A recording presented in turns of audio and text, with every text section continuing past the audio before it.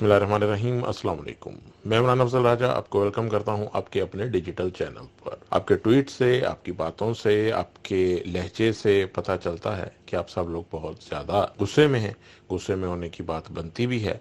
जो हालात व वाक़यात पिछले कुछ माह में और ख़ास तौर से पिछले एक हफ्ते में हमें देखने को मिल रहे हैं, कोई भी मुहब्बे वतन पाकिस्तानी इसके ऊपर ना सिर्फ शदीद दुखी होगा बल्कि गम गुस्से का इजहार भी करेगा। ये गम गुस्सा बिल्कुल जायज़ है। ये वैसा गम गुस्सा हरगिज़ नहीं है जो अपने वक्फतन फ़वक्तन जिसका इजहार किया जाता है अपने मफादात के तहत। जहाँ मफादात होते हैं वहाँ गम गुस्सा सो जाता है, जहाँ मफादात जागते हैं वहाँ गम गुस्सा भी जाग जाता है। आते हैं इमरान खान साहब के खिताब की तरफ जो आज उन्होंने किया एक्सीडेंट के बाद, जो कातिलाना हमला उनके ऊपर हुआ, उसके बाद आज उन्होंने खिताब किया और बहुत सी तफसीलात उन्होंने बताई। बहुत ज़्यादा कंट्रोल में रहकर, बहुत ज़्यादा मुदब्बिराना तरीके से, बहुत धीमे लहजे में इमरान खान साहब ने बात की। कोई उन्होंने इश्तियाल दिलाने की, कोई किसी किस्म की ऐसी तौहीनामेज़ उन्होंने बात नहीं की जिससे पता चलता है कि वो कौम को उकसा रहे हैं या वो अपने सपोर्टर्स को उकसा रहे हैं कि उनके इस हादसे का कोई बदला लिया जाए। उन्होंने बड़े दानिशवराना तरीके से सिर्फ अपना मुद्दा सामने रखा और चीफ जस्टिस साहब को इंक्वायरी की अपील की। किसी भी मुल्क में कानूनी तरीका इंक्वायरी, आप किसी से मुतालबा करते हैं, आप कहते हैं इस चीज की इंक्वायरी करवाई जाए, साइफर की इंक्वायरी करवाई जाए, हादसे की इंक्वायरी करवाई जाए, अरशद शरीफ की शहादत की इंक्वायरी करवाई जाए। मगर यहाँ क्या किया जाता है, जैसे इंक्वायरी का मुतालबा होता है, एक साहब आते हैं मुंह उठाकर और 1.5 घंटे के बाद वो बोलते हैं कि ऐसा कुछ हुआ ही नहीं। राना सनाउल्लाह, ख्वाजा आसिफ, नवाज शरीफ और अब एक और मोहतरम, मैं अब उनका नाम नहीं लेता और मजबूर किया जा रहा है कि इनका नाम लिया जाए और खुलेआम लिया जाए, मगर ये लोग बाज नहीं आ रहे। ये अब लोग अपनी तस्लील से नहीं घबरा रहे। इनको सर पे किसी का हाथ है या क्या वजह है, मगर इनका डर खौफ खत्म हो चुका है। पाकिस्तानी अवाम से, पाकिस्तानी अवाम के गम गुस्से से इन लोगों ने डरना छोड़ दिया है। ये मालिक मुख्तार बन चुके हैं। अब वापस आते हैं मुद्दे की तरफ। इन लोगों ने किसी भी किस्म की इंक्वायरी के बगैर इमरान खान साहब की तमाम बातों को रद्द कर दिया है। क्यों रद्द कर दिया है? आपने कोई इंक्वायरी करवाई? आपने साइफर पे कोई इंक्वायरी करवाई थी? आपने अरशद शरीफ साहब की शहादत पर कोई इंक्वायरी करवाई थी? मगर आप हर उस बात पर ईमान ले आते हैं जिससे आपका दूर दूर का भी वास्ता नहीं। साइफर के मामले में आपने बोला कि ये साजिश नहीं थी, हमने इंक्वायरी करवा ली है। किससे इंक्वायरी करवाई थी आपने? कौन सा महकमा था इंक्वायरी करने वाला? उसकी कोई आपने तफसीलात बताई? नहीं। अरशद शरीफ साहब की शहादत हुई कीनिया के अंदर, आपने प्रेसर में कहा कि जी कीनिया की पुलिस ने चूंकि ये कह दिया, आपने नहीं, कि पेटी भाई ने पहली बार आपके साथ बैठकर ये दावा किया कि जी देखें जी वो कीनिया की पुलिस भी तो कह रही है। आपने कीनिया की पुलिस की बात कैसे मान ली जब सब कातिल ही कीनिया की पुलिस को ठहरा रहे हैं और आप कातिल की बात सुनकर बोल रहे हैं कि हमें एतबार आ गया कि वो ठीक कह रहे हैं? यहां से आप अंदाजा लगाइए। उसके बाद आप जिन लोगों के ऊपर कत्ल का इल्जाम, साजिश का इल्जाम है, जो मुहर्रिक बने, जो अरशद शरीफ साहब पर FIRs उनके ऊपर पाकिस्तान की जमीन तंग करने का मुहर्रिक बने, आपने उन्हीं को बोला कि तुम लोग उस कत्ल की इंक्वायरी करो। क्या मासूम लोग हो आप लोग? मासूम हो या बदनीयत हो, ये वक्त और तारीख फैसला करेगी। मगर इस बार तारीख वो नहीं होगी जो होती रही है, ये याद रखिए। इस बार अवाम वो नहीं है जो पहले थी। इस बार अवाम, आप डंडे मार के, आंसू गैस मार के इनको घरों में वक्ती तौर पर शायद घुसा लें, मगर इसको आप दबा नहीं सकते। दुनिया की तारीख में है कि अवाम ऐसे नहीं दबती। आ जाते हैं इमरान खान साहब के ऊपर जो कातिलाना हमला हुआ। आपने उसकी इंक्वायरी दे दी। आपने कहा जी हुकूमत वक्त उसकी इमरान खान साहब के ऊपर कार्रवाई करे कि उन्होंने आपकी तौहीन कर दी है। आप कौन हो भाई? आपकी कैसे तौहीन हो गई है? इमरान खान साहब ने 3 मुल्जिमान नामजद किए, आपने कोई इंक्वायरी करवाई? अगर तो आप इंक्वायरी करवाएं, उसमें वो शख्सियत बेगुनाह साबित हो तो आप कहें कि जी हमने इंक्वायरी करवाई थी, बेगुनाह है, हम दावा करते हैं हत्या के इज्जत का या ऐसा। मगर आपने तो कोई इंक्वायरी करवाई नहीं है। उल्टा आप राना सनाउल्लाह को बोल रहे हैं कि इमरान खान साहब के खिलाफ कार्रवाई करे, जबकि वो शदीद जख्मी है, वो अस्पताल में है, उनकी जान को खतरा था। उनकी टांग पे, उनकी मेन शरियान को गोली उससे चंद सेंटीमीटर दूर थी। अगर ऐसा कुछ हो जाता, आप लोगों ने तो साइड पे हो जाना था। आप लोगों ने जिम्मेदारी कबूल करनी थी, नहीं करनी थी। उसके बाद आपने जो जुबान इस्तेमाल की इमरान खान साहब के मुतालिक, आपने कहा वर्दी पोशाहकारों के जरिए गैर कानूनी कार्रवाइयों के लिए एहतसाबी निजाम मौजूद है। मफाद परस्तों के फजूल इल्जामात से फौजियों की इज्जत को दागदार किया जा रहा है। इस दारा हसद से अपने अफसरों और सिपाहियों की हिफाजत करेगा। कौन हसद करता है आपकी? हमारे फौजी हैं, हमारे सिपाही हैं, हमारे अफसरान हैं, हमारी जान है। कौन हसद करता है इनसे? इनको इज्जत देने वाला कौन है?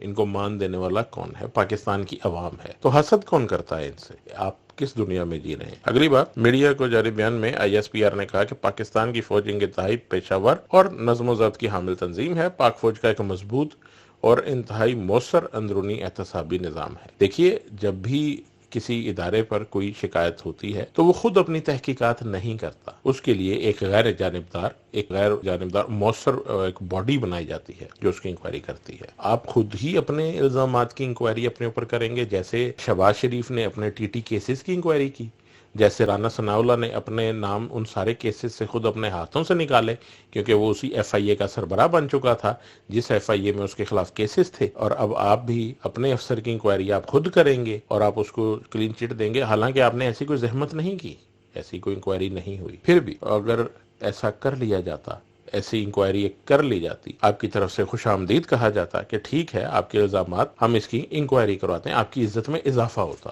مگر جو آج آپ نے ایک پریسر جاری کیا ہے، اس سے میرا نہیں خیال کہ آپ کی عزت میں کوئی خاطر خواہ اضافہ ہوا، الٹا عوام کی جو غم و غصہ ہے اس میں اضافہ ہوا ہے۔ آج یہ کہا گیا کہ ان کو گولیاں لگی ہیں، شارپنرز لگے ہیں، کچھ حصے وہاں ملے، ان کے ڈاکٹر بھی بتا رہے تھے، ایکس رے بھی دکھائے گئے ہیں ان کے ٹانگوں کے جہاں پہ نشانات ہیں، اور وہ کہہ رہے کہ ایک گولی تو جو بون میں جا کے لگی ہے اور ایک شریان کے بڑے قریب تھی جس سے بہت زیادہ نقصان ہو سکتا تھا، لیکن آپ یہ سارا فراڈ ہے اس کا، کوئی زخم ان کے سارا فراڈ ہے سارا اس کا۔ تو رانا صاحب پھر کل سے آپ لوگ مذمت کس بات کی کر رہے ہیں؟ اس فراڈ کی مذمت ہم کیسے کریں؟ یہ کہتا ہے میرے 4 فائر لگے ہیں، نہیں لگے اس کے 4 فائر، یہ انڈیپینڈنٹ میڈیکل بورڈ سے اپنا معائنہ کرا۔ آپ کیسے اتنے دعوے سے کہہ سکتے ہیں؟ آپ نے نہ ان سے ملاقات کی ہے یا کسی ڈاکٹر نے ان کو دیکھا ہے جس کی بنیاد پہ آپ یہ کہہ رہے ہیں؟ کیونکہ رانا صاحب یہ جھوٹ یہیں پہ نہ پکڑا جائے۔ رانا صاحب اب آپ کہہ رہے ہیں یہیں پہ اس کا جھوٹ پکڑا جائے۔ رانا صاحب سوال سن لیجئے، آپ کہہ رہے ہیں کہ جتنی باتیں انہوں نے کی ہیں، بہت بڑا فراڈیا اور جھوٹا انسان ہے یہ۔ رانا صاحب آپ کہہ رہے ہیں جتنی باتیں انہوں نے کی ہیں وہ ساری جھوٹ ہے، وہ کہہ رہے ہیں، وہ آپ پہ الزام لگا رہے ہیں، لیکن وہ یہ کہہ رہے ہیں کہ تفتیش کرا لیں، تحقیقات کروا لیں، لیکن وہ یہ کہہ رہے ہیں کہ جب تک جو ادارے تحقیقات کریں گے وہ آپ لوگوں کے ماتحت ہیں اور آپ لوگوں پر ہی وہ الزام لگا رہے ہیں، تب تک وہ کہہ رہے ہیں آپ کو استعفیٰ دینا پڑے گا ورنہ آزادانہ تحقیقات تو ہو ہی نہیں سکے گی۔ نہیں تو اس کے زمانے میں جتنی تحقیقات ہوتی رہی ہے یہ استعفیٰ دے کے کرواتا رہا ہے۔ ہمارا بھی تو الزام تھا نا کہ یہ ہمارے خلاف بطور وزیر اعظم جھوٹے کیس بنوا رہا ہے، یہ مانتا تھا کہ میں بنوا رہا ہوں، یہ کہتا تھا کہ یہ کیسز جو ہے وہ میں جو ہے یہ چلوا رہا ہوں۔ آج جیو نیوز کے پروگرام میں بیٹھ کر رانا ثناء اللہ نے عجیب و غریب بھونڈی سی بات کی۔ وہ کہتا ہے کہ عمران خان صاحب نے ڈرامہ کیا ہے، وہ کہتا ہے کہ عمران خان صاحب کو کوئی چوٹ نہیں لگی ہے، وہ زخمی نہیں ہے، ان کو کوئی گولی نہیں لگی ہے۔ تو جب وہ کنٹینر میں گرے اور ان کو اٹھا کر نیچے لایا گیا تو وہ خون کیا رانا ثناء اللہ کا نکل رہا تھا؟ وہ خون کہاں سے آیا تھا؟ کیسا ایک عجیب و غریب اور بیہودہ شخص ہے، اور اس شخص کو 17 لوگوں کے قاتل کو ان لوگوں نے پاکستان کا وزیر داخلہ بنایا، اس کے سر پہ ہاتھ رکھا اور اس کو کھلی چھوٹ دی ہے کہ تم پورے پاکستان کی تباہی اور بربادی لگا دو، بالکل اسی طرح جیسے جنرل نصیر کو کھلی چھوٹ دی گئی ہے، جنرل فیصل نصیر، اس کو کھلی چھوٹ دی گئی ہے، تم لوگوں کو ننگا کرو، تم مارو، کرنٹ لگاؤ ان کو، بالکل اسی طرح۔ جب تک یہ ملزم ہے، جب تک یہ کلیئر نہیں ہوگا جنرل فیصل نصیر ملزم ہے، مجھے نہیں جانتا کہ یہ لوگوں کے خلاف کیا انتقامی کارروائیاں کرے گا جو بھی بول رہے ہیں، جو بھی آواز اٹھا رہے ہیں، مگر ایسے کسی کو چپ نہیں کروایا جا سکتا، آپ ایسے ہمیں چپ نہیں کروا سکتے۔ رانا ثناء اللہ کی طرف واپس آتے ہیں۔ شہزاد اقبال جو جیو نیوز کے اینکر ہیں، انہوں نے سوال کیا کہ کیا آپ نے عمران خان صاحب سے ملاقات کی، کیا آپ نے دیکھا کہ عمران خان صاحب کو چوٹ نہیں لگی؟ تو وہ بھونڈا شخص کہتا ہے کہ نہیں، مجھے معلوم ہے اس کو نہیں لگی ہے، وہ یہ ایسا کرتا ہے، کیا وہ ہمارے اوپر کیس نہیں بنواتا رہا؟ یار کتنے تم بے شرم آدمی ہو۔